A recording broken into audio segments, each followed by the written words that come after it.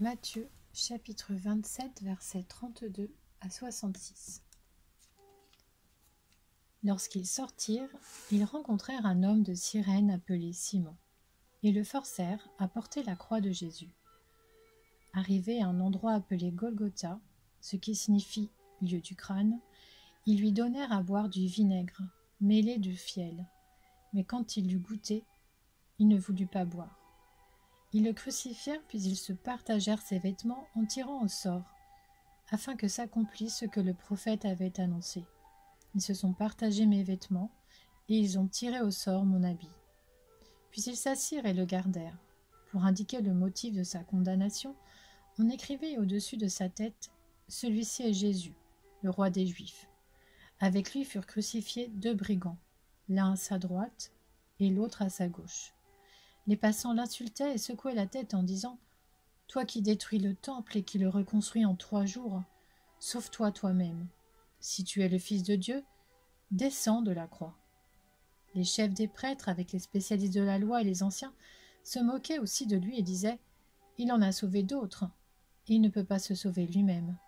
S'il est roi d'Israël, qu'il descende maintenant de la croix, et nous croirons en lui. » Il s'est confié en Dieu, que Dieu le délivre maintenant, s'il l'aime. En effet, il a dit « Je suis le Fils de Dieu. » Les brigands crucifiés avec lui l'insultaient eux aussi de la même manière. De midi jusqu'à 3 heures de l'après-midi, il y eut des ténèbres sur tout le pays. Vers 3 heures de l'après-midi, Jésus s'écria d'une voix forte « Élie, Élie, lama sabachthani », c'est-à-dire « Mon Dieu, pourquoi m'as-tu abandonné ?» Quelques-uns de ceux qui étaient là, après l'avoir entendu, disaient « Il appelle Élie ». Aussitôt l'un d'eux courut prendre une éponge qu'il imbiba de vinaigre. Il la fixa à un roseau et lui donna à boire. Mais les autres disaient « Laisse donc, voyons si Élie viendra le sauver. » Jésus poussa de nouveau un grand cri et rendit l'esprit. Et voici que le voile du temple se déchira en 2, depuis le haut jusqu'en bas. La terre trembla, les rochers se fendirent, les tombeaux s'ouvrirent et les corps de plusieurs saints qui étaient morts ressuscitèrent. Étant sortis des tombes, ils entrèrent dans la ville sainte après la résurrection de Jésus et apparurent à un grand nombre de personnes. À la vue du tremblement de terre et de ce qui venait d'arriver, l'officier romain et ceux qui étaient avec lui pour garder Jésus furent saisis d'une grande frayeur et dirent « Cet homme était vraiment le Fils de Dieu. » Il y avait là bien des femmes qui regardaient de loin. Elles avaient accompagné Jésus depuis la Galilée pour le servir. Parmi elles figurait Marie de Magdala, Marie la mère de Jacques et de Joseph, et la mère des fils de Zébédée. Le soir venu arriva un homme riche d'Arimathée du nom de Joseph, qui lui aussi était un disciple de Jésus. Il alla trouver Pilate et demanda le corps de Jésus. Alors Pilate ordonna de lui remettre.